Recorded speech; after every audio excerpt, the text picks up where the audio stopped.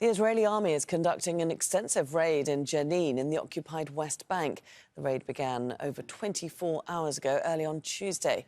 7 people have been killed, including at least 4 in a drone strike. The Palestinian Health Ministry said a 13-year-old is also amongst the dead after Israeli forces prevented an ambulance from getting to him.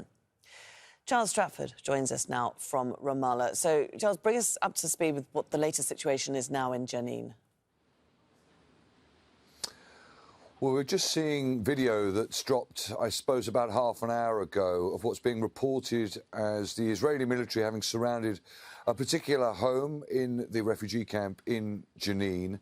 They're on loudspeakers and have been warning the occupants to leave the house immediately or face potentially the house actually being destroyed. They also seem to be using what we often call sound grenades. These are these shock explosive devices that can cause damage but are incredibly loud and are used to scare protesters away from areas. We have seen over the last few hours also arrested Palestinians blindfolded, having been led or being led out of the refugee camp. This raid now is what we're 27 hours at least into it. Started at 3 a.m.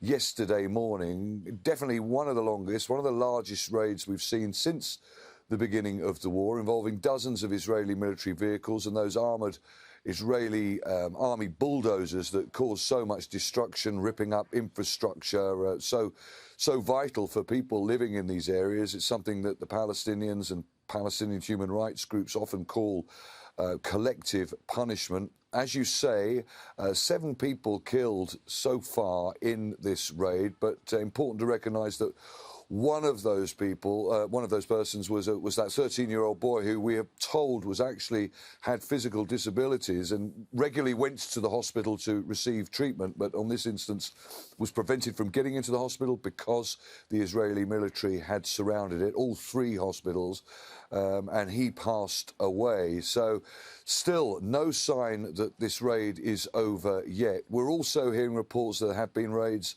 in a number of other areas across the occupied West Bank over the course of the last few hours. A raid on Hebron. We understand, according to sources, that at least 5 people arrested in that raid. 3 people also arrested in a raid on Bet Lahem, which the wider world knows as Bethlehem. And within the last hour or so, we could hear again what sounded like those sound bombs, those sound grenades being used. And we're now hearing that at least 1 person has been arrested here in Ramallah. OK, Charles Stratford bringing us the very latest there from across the occupied West Bank. Thanks very much, Charles.